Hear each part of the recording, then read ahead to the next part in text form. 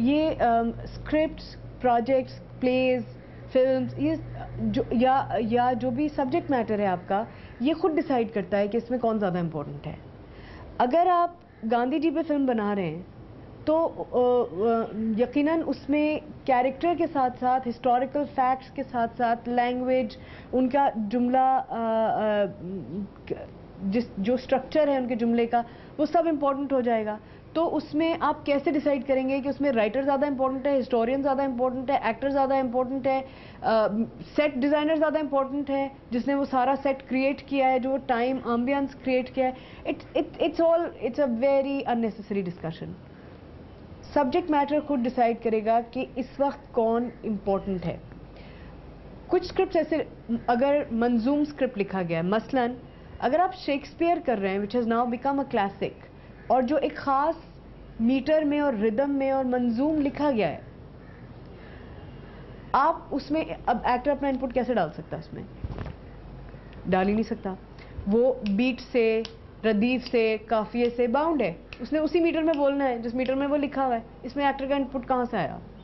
हाँ, वो इसको इनोवेट कैरेक्टर को कैसे कर सकता है, वो इसको 5 अलग तरीके से बयान कर सकता है। उसके 5 अलग लहजे हो सकते हैं, 5 अलग मूड्स हो सकते हैं। मसलन ये बहुत डिबेट हुई थी कि जब रोमियो एंड जूलियट फिल्म इन्होंने नए अंदाज में बनाई, बड़ा डिबेट दुनिया में कि बर्बाद कर दिया, फलाना कर दिया। क्यों? उसी स्क्रिप्ट को as it is without changing one word verbatim, एक डायरेक्टर का एक डिफरेंट पर्सपेक्टिव था, उसने एक बिल्कुल अलग तरीके से उसको इंटरप्रेट किया कि अगर आज के वक्त में हो तो उसकी क्या कहानी बनती है या उसका क्या इजहार बनेगा। वही एग्जैक्ट जुमले जो किसी थिएटर प्ले में किसी और तरीके से, पुरानी फिल्मों में किसी और तरीके से अदा किए गए थे, वो बिल्कुल किसी और तरीके से अदा किए गए हैं। Who is more important? Obviously the script is. Interpretation, यहाँ पे डायरेक्टर की अपनी कुछ इंटरेस्टिंग इंटरप्रिटेशन थी, कुछ डिफरेंट थी, it was interesting to watch. Actors ने बहुत अच्छा किया, उसको इतने मंजूम हिस्सों को इतना रियलिस्टिकली बोलना मुश्किल काम है, बट दे डिड इट। वो एक इंटरेस्टिंग चीज़ थी। तो ये सब्जेक्ट मैटर खुद डिसाइड करता है कि मुझे बयान करने के लिए इस वक्त क्या चीज़ ज़्यादा इंपॉर्टेंट है। मसलन अशफाक साहब के कुछ प्लेस कुछ इस अंदाज से लिखे गए हैं कि अगर आप उनका एक जुमला इधर का इधर कर देंगे ना तो उसका तवाज़ुन बिगड़ जाएगा। वो जो एक जिस रिदम से वो सीन लिखा गया है वो ख़राब हो जाएगा। लेकिन ऑन द अदर हैंड कुछ फिल्म्स ऐसी देख रहे होंगे जो बड़ी पॉपुलर हो रही हैं। तारे ज़मीं पर एक फिल्म है, उसमें बहुत सारी चीज़ें मुझे इम्प्रोवाइज लगती हैं। 3 इडियट्स इम्प्रोवाइज लगती है क्योंकि उस कैरेक्टर के करने के लिए वो ज़रूरी थी, स्क्रिप्ट में नहीं होंगी, स्क्रीन प्ले में नहीं लिखी होंगी। जब एक्टर उन्हें परफॉर्म कर रहा था, जब एक्टर ने उस शख्स को जो भी वो प्ले कर रहा है, मसलन Aamir Khan I think is the easiest example, जो कैरेक्टर वो प्ले कर रहा है उसकी एज को जब उसने अडॉप्ट कर लिया है तो उसको लगा कि इस एज में इस कैरेक्टर को ये करना चाहिए, तो उसने वो स्पॉन्टेनियसली कर लिया। अब स्क्रिप्ट में भी नहीं था, स्क्रीन प्ले में भी नहीं था, डायरेक्टर ने भी नहीं उसको कहा, मगर it came naturally to the actor and it was very convincing. If it is convincing for the character, if it gets the emotion across to you the way it is intended, then does it matter who was more important, who was not? At the end of the day, were you convinced? That is the most important thing. तो कभी कभी अलग अलग projects अलग अलग चीज़ों के ऊपर फोकस कर रहे होते हैं। गैंग्स ऑफ वासेपुर एक फिल्म आई है, अभी बहुत देखी है यंगस्टर्स ने, और वो एक बिल्कुल for what ever reason I thought it was very violent, लेकिन वो बहुत पॉपुलर हुई है। अब उसमें जिस तरह की रियलिस्टिक एक्टिंग हुई है, आई एम श्योर बहुत कुछ एक्टर्स ने अपनी तरफ से बोला है, बहुत कुछ अपनी तरफ से किया है। साइकिल का मटेरियल लेके आए। साइकिल का पाइप नहीं बन पाएगा, साइकिल का पाइप कमजोर होता है और फट के फ्लावर हो जाएगा। फट के फ्लावर हो जाएगा। हम कभी कभी अपने डायरेक्टर्स के साथ बहस करते हैं कि मैं ये काम क्यों कर रही हूँ, मतलब मैं से मुराद मेरा किरदार ये काम क्यों कर रहा है। मुझे नहीं लगता कि ऐसी औरत ये काम करेगी या वो ऐसे उठे बैठेगी, मुझे नहीं लगता। अब स्क्रिप्ट में लिखा हुआ है, लेकिन जब वो परफॉर्मेंस शुरू हुई, जब मैंने उस कैरेक्टर को ओन कर लिया, एक्टिंग की सबसे इंटरेस्टिंग बात, मज़े की बात ये है, जो अक्सर इंडिविजुअलिस्टिक आर्टिस्ट्स को, इंडिविजुअलिस्टिक से मेरी मुराद है जो अकेले काम करने के आदी होते हैं, जिनका अपना ज़ाती एक्सप्रेशन होता है, लाइक राइटर्स, उनको उसमें प्रॉब्लम इसलिए होती है क्योंकि वो इस प्रोसेस के दौरान जो चेंजेस इंडिविजुअल्स के अंदर आते हैं, इंटरैक्शन, टीम वर्क, मसलन मैंने कुछ किया ऐसा जो लिखा हुआ था, लेकिन दूसरे अदाकार ने उसे जिस तरह रिस्पॉन्ड किया, मेरा रिस्पॉन्स बदल गया। ये सारे चेंजेस एक सर्टेन पैरामीटर्स और बाउंड्रीज के अंदर परमिसिबल हैं, एक्टिंग में होने चाहिए। Sometimes they improve the script, sometimes they improve the actors, लेकिन और द कैरेक्टर्स और द कैरेक्टराइजेशन, लेकिन ये एक अनसेड अंडरस्टैंडिंग होती है between the team of people working, जिसमें head of the captain and the final decision maker is the director, because he is got the bird's eye view. वो ऊपर से देख सकता है सारा कुछ, मैं सिर्फ अपने आप को देख सकती हूँ, या मैं सिर्फ इस पार्ट को देख सकती हूँ जिसमें मैं और ये दूसरा एक्टर है, लेकिन डायरेक्टर सब कुछ देख रहा है। पीछे से किस तरह डेवलपमेंट होती आई है, पीछे मेरा एक्सप्रेशन क्या था, क्या वो इससे मैच करेगा, क्या वो इंटेंसिटी निकल कर आ रही है, क्या इस वक्त मुद्दा इतना इम्पोर्टेंट है कि ये सब होना चाहिए, नहीं है इम्पोर्टेंट, गुजारो। I don't want this intense expression on your face because it's not important right now, because I want the audience not to think about this right now because I will bring this up later. ये सारा कुछ एक team आपस में decide करती है, जिसका हिस्सा राइटर भी होता है, जिसका हिस्सा स्क्रिप्ट भी होता है। ये एक अनसेड कोड होता है हमारे अंदर, हमारी टीम के अंदर, लेकिन फाइनल डिसीजन मेकर डायरेक्टर होता है। वो डिसाइड करेगा वेदर जो मैंने इम्प्रोवाइज किया है, जो स्क्रिप्ट कह रहा है, जो भी चीज़ है, वो उसके विजन के हिसाब से ठीक है या नहीं है। स्क्रिप्ट्स के ऊपर जो झगड़ा है, अगर आप टेलीविज़न और फिल्म की बात कर रहे हैं तो वो एक विजुअल मीडियम है। आई थिंक बहुत ज़्यादा नहीं तो 50 to 60% ऑफ द टाइम्स तो स्क्रिप्ट में चेंजेस आते ही आते हैं, क्योंकि जो लिखा गया है वो विजुअली कैसे ट्रांसलेट होगा, ये एक बहुत डिफ़िकल्ट टास्क है। तो उसमें शायद मानते होंगे कुछ राइटर्स बुरा, मुझे नहीं पता क्यों, लेकिन यकीनन जब लफ्ज़ विजुअल बनेगा तो उसमें कुछ फ़र्क तो आएगा।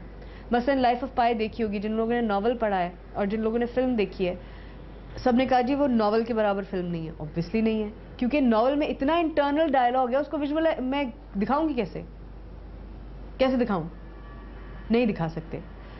लेकिन उसकी सबसे अच्छी बात यह है कि एंग ली ने ये डिसाइड कर लिया था कि मैंने ये कहानी, इतना कैनवस है मेरे पास नॉवल का, ये चल रहा है, मैंने यहाँ से कहानी पकड़नी है और इसको यहाँ तक लेके जाना है। तो उसने जब यहाँ से कहानी पकड़ी और उसने जो एंगल कहानी का पकड़ा, उसने जो मेथड सोचा या जो उसने टेक्निक सोची, जो उसने पैराया सोचा कि मैं इसमें सुनाऊंगा ये कहानी, वो he followed through brilliantly.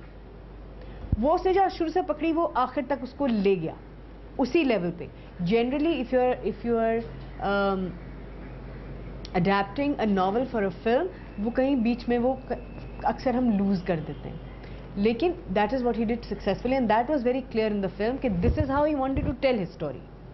Whether you agree with it or not is besides the point. तो और राइटर ऑफेंड हो जाए, ये तो सब मेरा जो सारी डिस्क्रिप्शन और ये था वो सब तो उसमें से गायब हो गया, ऑब्वियसली गायब हो गया।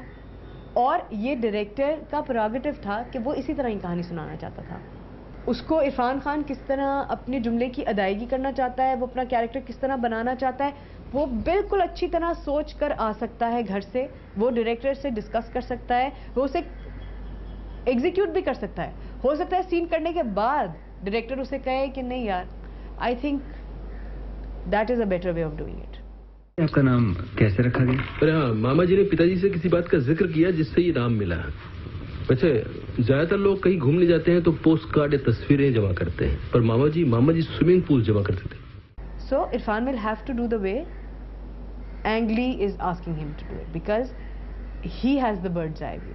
एक मेरे साथ एक इंसिडेंट हुआ था, बहुत गुस्सा आया था उस वक्त, मुझे बहुत गुस्सा आया था एंड मुझे समझ नहीं आ रहा था मैं क्या चीज़ खींच के या तो अपने ऊपर मारूं या मैं अपने डायरेक्टर को मारूं या मैं पूरी टीम को मारूं। हम एक थिएटर कर रहे थे, कैसे बताएं जीवन, and it was improvised first.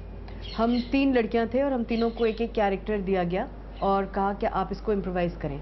एक कहानी की एक आउटलाइन सी हमारे पास थी कि ये कहानी होगी और उसमें ये 3 लड़कियां हैं, इनके कैरेक्टर्स आप खुद डेवलप करें। वो कैरेक्टर मैंने जिस तरह इम्प्रोवाइज़ किया, जो मैंने अपने कैरेक्टर की स्टोरी बनाई, अगेन अनदर एग्जांपल कि कहाँ एक्टर्स का इनपुट आता है। Now you see when mediums techniques evolve they become very interesting also in many ways. Theatre के बहुत सारे एक्टर्स फॉर्मल राइटर्स नहीं होते, लेकिन जब वो कहानियाँ इम्प्रोवाइज कर रहे होते हैं तो वो बहुत सारी चीज़ें उसके अंदर अपना इनपुट इस तरह डाल रहे होते हैं, क्रिएटिव इनपुट डाल रहे होते हैं, पर्सपेक्टिव्स डाल रहे होते हैं, आइडियाज़ डाल रहे होते हैं, जो कि राइटर बाद में फॉर्मलाइज कर सकता है। तो अब ये बहस आप कैसे करेंगे कि इसमें कौन ज़्यादा इम्पोर्टेंट था? तो खैर, अदर देन दैट एग्जाम्पल, मैंने जिस तरह उस कैरेक्टर को डेवलप किया, मेरे डायरेक्टर को वो कहानी बहुत अच्छी लगी, मगर उसने कहा कि नहीं, इस कैरेक्टर को इस तरह प्ले मत करो, इसको इस तरह प्ले करो। मैंने उनसे काफ़ी देर बहस की, लेकिन उन्होंने कहा कि नहीं, इसको मैं नहीं चाहता कि आप इस तरह प्ले करें, इट्स प्रिडिक्टेबल। जिस तरह आप प्ले कर रही हैं वो प्रिडिक्टेबल है, I don't want it to be predictable. मैंने कहा okay, it's obvious, the way you are playing it is obvious and I don't want it to be obvious. मैंने कहा ओके। हमने पूरा महीना उस तरह रिहर्सल की जिस तरह हमारे डायरेक्टर ने मुझे कहा, या जो उनका पर्सपेक्टिव था ऑफ दिस कैरेक्टर। हम आमतौर पे एज अ प्रैक्टिस अपनी ओपनिंग नाइट से पहले 3 शोज़ करते हैं। जो हमारी फाइनल रिहर्सल्स होती हैं, हम उन्हें परफॉर्मेंसेस की तरह करते हैं एंड वी इनवाइट पीपल। अपने दोस्तों को बुला लेते हैं, फैमिलीज आती हैं, जो जर्नलिस्ट दोस्त हैं वो आ जाते हैं, फिल्म मेकर दोस्त हैं वो आ जाते हैं, एक्टर्स आ जाते हैं, और हम उनसे कहते हैं कि थ्रैश अस, मतलब जो बिल्कुल ट्रू ओपिनियंस हैं वो बताओ। Even though the play is ready, मतलब there is not very much we can change, but हम उनसे कहते हैं कि जो भी तुम्हारा ओपिनियन है बताओ। तो जब हमारे दोस्तों ने देखा तो उनका, ज़्यादातर दोस्तों का वो ख्याल था जो मेरा था इस कैरेक्टर के बारे में, कि नहीं, it's getting lost with the way she is playing it. So most of the people didn't understand. उनका अच्छा दैट वाज मिसलीडिंग। तो फाइनली ये डिसाइड हुआ, एक रात पहले, कल अगले दिन रात को मेरी परफॉर्मेंस है। माय डायरेक्टर सेज कि नहीं, I want you to perform this character the way you had envisioned it. सकता हो गया हम सबको, बिकॉज जिसने कभी थिएटर किया है या देखा है उसको अंदाज़ा है कि 1 महीने की लर्निंग को अनलर्न करना कितना मुश्किल काम है। 1 महीने की लर्निंग को अनलर्न करना बहुत मुश्किल काम है। वो आपके सबकॉन्शियस में चली जाती है। आपकी बॉडी लैंग्वेज, आपका बात करने का तरीका, उठने बैठने का तरीका, सब आप सोच नहीं रहे होते फिर उसके बारे में। वो इट्स जस्ट इट्स ऑटो पे होता है, ऑटो पायलट पे। और हम सब एक्टर्स ने एक दूसरे की तरफ देखा, क्योंकि हम तीनों इत्तेफाक से, thank God, we were actors जिनको एक दूसरे के साथ काम करने की भी आदत थी और सपोर्टिव थे, और we were an old team working together all the time. तो काफ़ी चीज़ों का, एक दूसरे के रिफ्लेक्सेस तक का हमें अंदाज़ा था। तो we were like, is he serious, और ये मामू तो नहीं बना रहा, बिकॉज इट वॉज अनइमेजिनेबल। मगर that is what the director thought at that time, and we as a team decided कि we'll go for it. Now that was totally मेरा एक ज़ाती फैसला था बहैसियत एक एक्टर के, कि मैं ये रिस्क लेना चाहती हूँ या नहीं। मेरे पास 2 ऑप्शंस थे। या तो मैं ये रिस्क लेती कि मैं अपना कैरेक्टर 1-2 रातों के लिए कॉम्प्रोमाइज़ करती, कमज़ोर होता, लेकिन कहानी का पर्सपेक्टिव करेक्ट हो जाता, उसकी एनर्जी करेक्ट हो जाती, और वो बेहतर तरीके से ऑडियंस तक पहुँचती। या मैं ये सोचती कि सॉरी बॉस, तुमने मुझे 1 महीने रिहर्सल कराई है, I can't change it this quickly. मैं I whatever, you were looking at all the rehearsals, you were watching me, now I don't want to change it। ये बिल्कुल हो सकता था, और दोनों तरीके से शायद सही होता। मैंने डिसाइड किया we'll go for it। मगर एक्टिंग का जो प्रॉब्लम मैं पहले बता चुकी हूँ, जो उसका एडवांटेज भी है, it's not an individualistic art. मेरी क्यूज के ऊपर दूसरों के रिफ्लेक्सेस सेट थे। यानी अगर मैं अपने बोलने का लहजा तब्दील कर लूंगी तो उसका क्यू तब्दील हो जाएगा, उसके जवाब देने का तरीका तब्दील हो जाएगा, उसका रिफ्लेक्स भी तब्दील हो जाएगा। अब इस सारे में सिर्फ मैंने तब्दील नहीं होना था, इन दोनों एक्टर्स ने स्ट्रगल करना था through out the play that day कि वो मेरे इन क्यूज के साथ कैसे एडजस्ट करेंगे, changed version of my character के साथ कैसे एडजस्ट करेंगे। So that is when your individual perspective of why you have become an actor comes into play.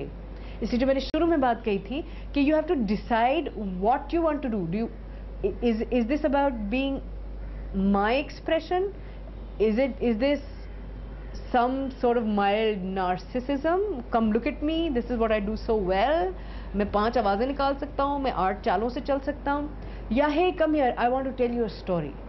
और उस कहानी में एक कैरेक्टर ये भी है। ये बहुत डिफरेंट पॉइंट ऑफ व्यूज हैं and they define the kind of actor that you will become। तो मैंने कहा do you guys want to take that risk? They said yes। We changed it, we went with the version that I had improvised। Luckily because improvisation भी एक लंबा process होता है तो काफ़ी दिन वो भी रिहर्स किया गया था। हमने उस रात को दोबारा पूरी ड्रेस रिहर्सल की, 2 घंटे का प्ले परफॉर्म करने के बाद जो हमारी फाइनल रिहर्सल थी हमने पूरी ड्रेस रिहर्सल दोबारा की and I changed my version. So I get only 1 rehearsal to do this. Next day जब हमने परफॉर्मेंस की तो we did it the way the director had asked us to do, जो मेरा चेंज्ड वर्जन था, and apparently it gelled। लेकिन again not because I was able to change it very well, सिर्फ इसलिए नहीं कि मैंने उसे बड़ा अच्छा तब्दील कर दिया था, but also because बाकी दोनों एक्टर्स ने भी उसको उसी खुश असलूबी के साथ, खुश दिली के साथ एडजस्ट किया। So it is not an individual expression at any point of time। अगर आपकी सोलो परफॉर्मेंस भी है, अगर आप एक एक्टर भी हैं जो सिर्फ अपनी कुछ बोले चला जा रहा है, तब भी you are not alone. It is not a solo expression. It is you cannot make an impact without engaging the audience। उस वक्त the audience is another actor, your props are your actors। सिर्फ इंसान के साथ reciprocate नहीं करना, आपने अपने प्रॉप्स के साथ भी रेसिप्रोकेट करना है, कॉस्ट्यूम के साथ भी रेसिप्रोकेट करना है, जिस फ्लोर के ऊपर आप परफॉर्म कर रहे हैं, जो आपका स्टेज है, जो थिएटर का फ्लोर है, उसके साथ भी आपने रेसिप्रोकेट करना है, उसकी एनर्जी को भी रेसिप्रोकेट करना है। तो it's a very very engaging job being an actor। It is not about what I can do well, it is about what I can create doing what I do well। So they are different point of views of course towards acting, and this is just mine, and this is how I see my job or my ability to be able to look at people, be different people, think like different people। This is how I see it। तो इसमें मुझे लगता है कि जो synergy की बात हो रही थी कि वो सिनर्जी भी इसलिए ज़रूरी है कि और वो सिनर्जी क्रिएट ही उस वक्त होती है सिर्फ जब मैं समझूं कि मैं इस पूरे का एक पार्ट हूं। ये सब कुछ मेरे गिर्द हो रहा है से आप कुछ खास क्रिएट नहीं कर पाएंगे।